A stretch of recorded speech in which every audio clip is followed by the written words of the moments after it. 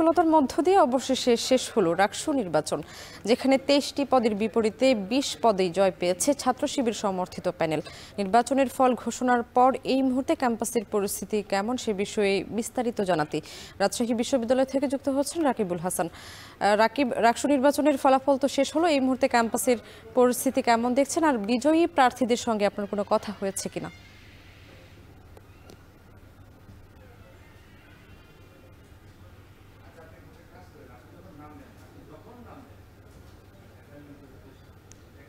আমি দীর্ঘ আসলে এই যে ২টি মাস ধরে কিন্তু আসলে এই রাকসু নিয়ে এই বিশ্ববিদ্যালয়ের শিক্ষার্থী এবং যারা প্রার্থী হয়েছেন, যারা প্রার্থী হতে চেয়েছেন, তাদের কিন্তু আগ্রহের জায়গা ছিল এই রাকসু। এবং এই রাকসু ভবনের প্রাঙ্গণে আমরা এখন আছি। কিছুক্ষণ আগেও এটি একেবারে কানায় কানায় পরিপূর্ণ ছিল। আপনি জানেন আজকে জুম্মাবার, যার কারণে খুব দ্রুত সময়ের মধ্যেই আসলে রাকসু নির্বাচনের যে ফলাফল সেটি নির্বাচন কমিশন ঘোষণা করেছে এবং তারপরে এখান থেকে প্রার্থীরা যার যার আসলে গন্তব্যে চলে গেছেন। আমরা কথা বলেছিলাম আসলে রাকসুতে যারা বিজয়ী হয়েছেন তাদের সাথে। আমরা বলছিলাম যে আসলে আমরা গতকাল থেকেই যেটা আসলে দেখছিলাম যে একটার পরে একটা হলে তাদের বিজয় এবং তাদের যে ভোটের পার্থক্য তাদের প্রতিদ্বন্দ্বীদের সাথে, সেটা আসলে কিভাবে সম্ভব হলো।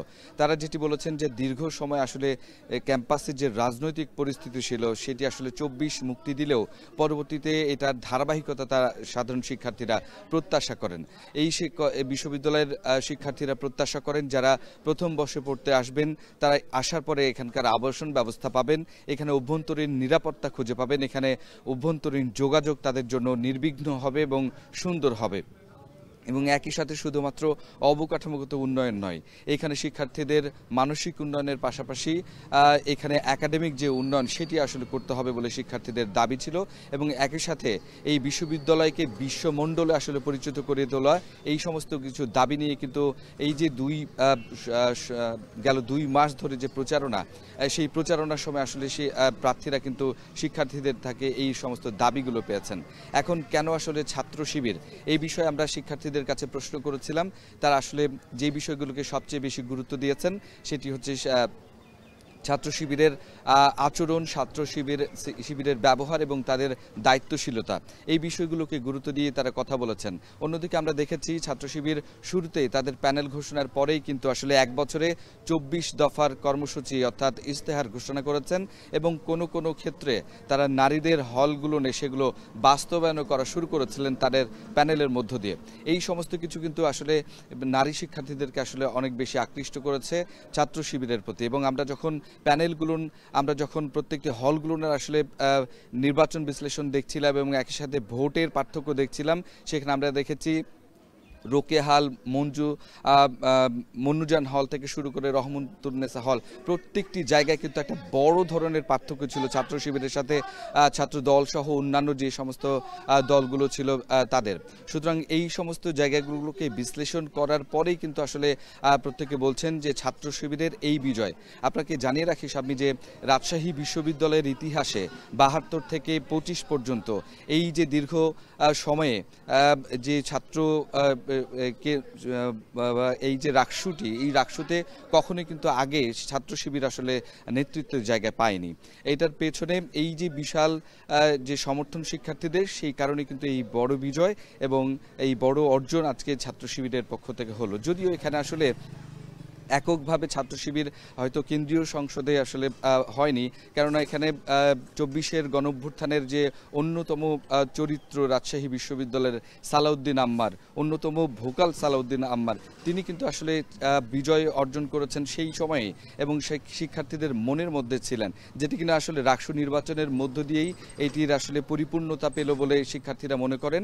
এবং একই সাথে আমরা সালাউদ্দিন আম্মারের সাথেও কথা বলেছি, তিনি বলছেন যে এই বিজয়কে যতখানি না তিনি আসলে উপভোগ করতে চান, তার থেকে বেশি এর মধ্যে দিয়ে যে দায়িত্ব তাকে দেয়া হলো সেটি আসলে তিনি পালন করতে চান, এমনটা তিনি আমাদের কাছে দাবি করেছেন। এবং এই আজকের এই বিজয়ের পরে তিনি বলছেন যে তার সাথে যারা আসলে প্রতিদ্বন্দ্বিতা করেছিলেন তাদের যে ইস্তেহারে রাজশাহী বিশ্ববিদ্যালয়কে ঘিরে যে সমস্ত বার্তাগুলো ছিল সেগুলোকে তিনি গুরুত্ব দিবেন এবং একই সাথে ভিপি প্রার্থী যিনি ছিলেন মোস্তাকুর রহমান জাহিদ তিনিও কিন্তু ছাত্র শিবিরে তিনিও বলেছেন যে আসলে উল্লাস উদযাপন এগুলোর থেকে তারা যেটি গুরুত্ব দিবেন এই বিশ্ববিদ্যালয়ের শিক্ষার্থীদের চাহিদাকে এবং এই চাহিদাকে যতক্ষণ না পর্যন্ত তারা বাস্তবায়ন করতে পারছেন ততক্ষণ পর্যন্ত তাদের এই কর্মসূচি অব্যাহত থাকবে এবং একই সাথে লেজুর ভিত্তিক রাজনীতি বা রাজনীতির প্রভাব মুক্ত রাখতে তারা বদ্ধপরিকর বলে জানিয়েছে এই রাকসুকে।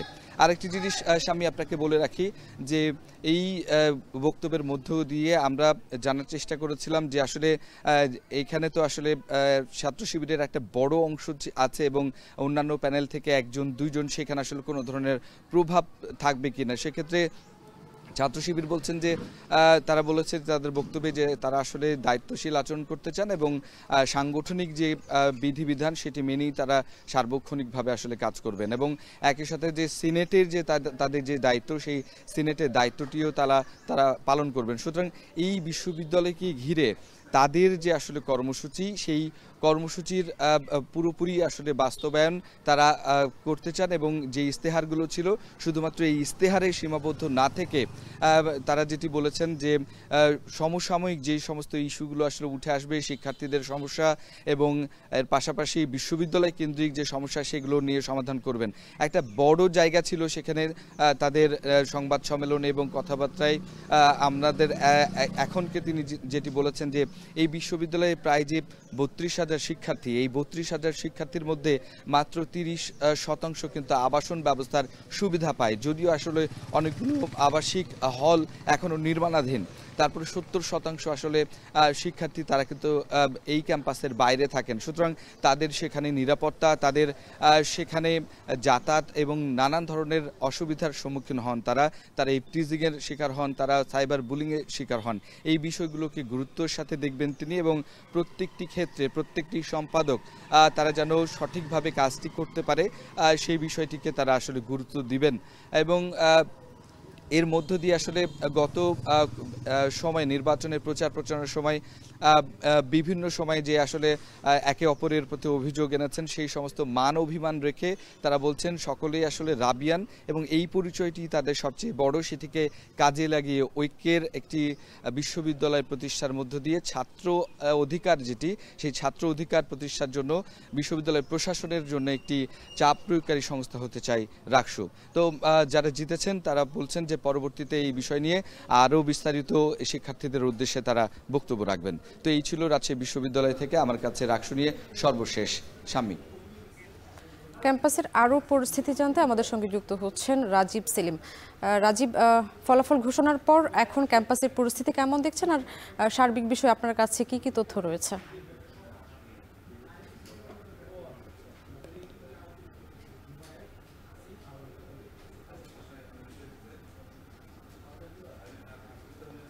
হ্যাঁ, ফলাফল ঘোষণার পরপরই কিন্তু এখানে বিজয়ী প্রার্থী যিনি মোস্তাকুর রহমান জিহাদ তিনি কিন্তু এখানে কেন্দ্রীয় যে মসজিদ রয়েছে সেখানে এসে সৃষ্টিকর্তার শুকরিয়া আদায় করেছেন শুকরানা নামাজ আদায়ের মধ্য দিয়ে এবং এইমাত্র নামাজটি শেষ হয়েছে এবং মোনাজাত শেষ হয়েছে। তারা মসজিদ প্রাঙ্গণেই এখন পর্যন্ত রয়েছেন। তারা বলছেন যে বিভিন্নভাবে রাকসুর নির্বাচনকে বানচাল করার চেষ্টা করা হয়েছে, বিভিন্ন ষড়যন্ত্র যে করা হয়েছে নির্বাচন বানচালের জন্য, সেই সব কিছুর ঊর্ধ্বে থেকে আজকে গতকাল ভোট গ্রহণ হয়েছে এবং আজকে যে ফলাফল ঘোষণা করা হয়েছে তাতে বিজয়ী হয়েছেন ছাত্র শিবির সমর্থিত মোস্তাকুর রহমান জিহাদ।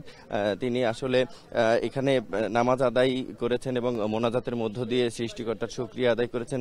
নামাজ শেষ করে তিনি আমাদের সাথে কথা বলেছেন। তিনি বলেছেন যে তারা যে দায়িত্ব পেয়েছেন, সাধারণ শিক্ষার্থীরা যে দায়িত্ব দিয়েছেন সেই দায়িত্ব পালনের জন্য তিনি সৃষ্টিকর্তার কাছে এসেছেন এবং সৃষ্টিকর্তার কাছে ধর্ণা দিয়েছেন, এইরকম কথা বলেছেন তিনি যে তার সহযোগিতা চাইতে এসেছেন এবং বিজয় র্যালি যেটি সেই বিজয় র্যালি না করে বা অন্যভাবে বিজয় উদযাপন না করে তারা শুকরানা নামাজ আদায়ের মধ্য দিয়ে আসলে এই বিজয়কে উদযাপন করছেন এবং সৃষ্টিকর্তার সহযোগিতা চাইছেন। সাধারণ শিক্ষার্থীদের যে চাওয়া সেই চাওয়া যেন পূরণ করতে পারেন সেই চাওয়া থেকেই আসলে তারা আজকে এই নামাজ আদায় করেছেন এবং তিনি জানিয়েছেন যে রাকসুর যে তফসিল, নির্বাচনের যে তফসিল ঘোষণা হয়, তফসিল ঘোষণা হওয়ার পর থেকে কিন্তু এই পর্যন্ত সব শেষ, একেবারে 6 বার নির্বাচন পেছানো হয়েছে, নির্বাচনের তারিখ পেছানো হয়েছে এবং তারপর নির্বাচন অনুষ্ঠিত হয়েছে।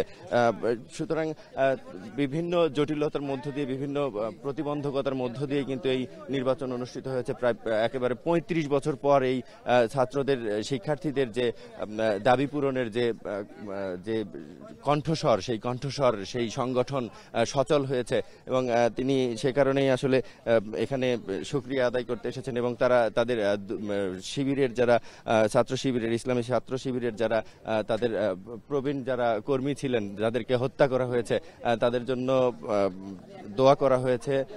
এছাড়া তারা জানিয়েছেন যে এই যে 25 তারিখ, সবশেষ 25 তারিখ যে নির্বাচনের তারিখ ঘোষণা করা হয়েছিল, তার আগে শিক্ষক শিক্ষার্থীদের পাল্টাপাল্টি যে কর্মসূচি দেয়া হয়েছিল, সে কারণেই পরবর্তীতে পিছিয়ে সেটি 16 অক্টোবর নির্বাচন, গতকাল যে নির্বাচন অনুষ্ঠিত হয়েছে সেই নির্বাচনের তারিখ ঘোষণা করা হয়েছিল।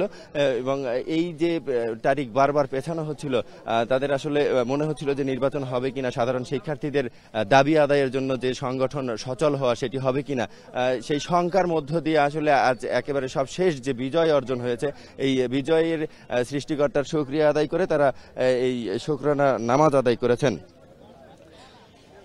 এই আর সবশেষ তিনি যে তার কর্মী এবং সমর্থকদের যেটি জানিয়েছেন, যে সবশেষ জানিয়েছেন যে যারা পরাজিত হয়েছে তাদের কাছে যেন সবাই যায় এবং তাদের সাথে সাক্ষাৎ করেন। এই ছিল আমার কাছে কেন্দ্রীয় মসজিদ থেকে সবশেষ।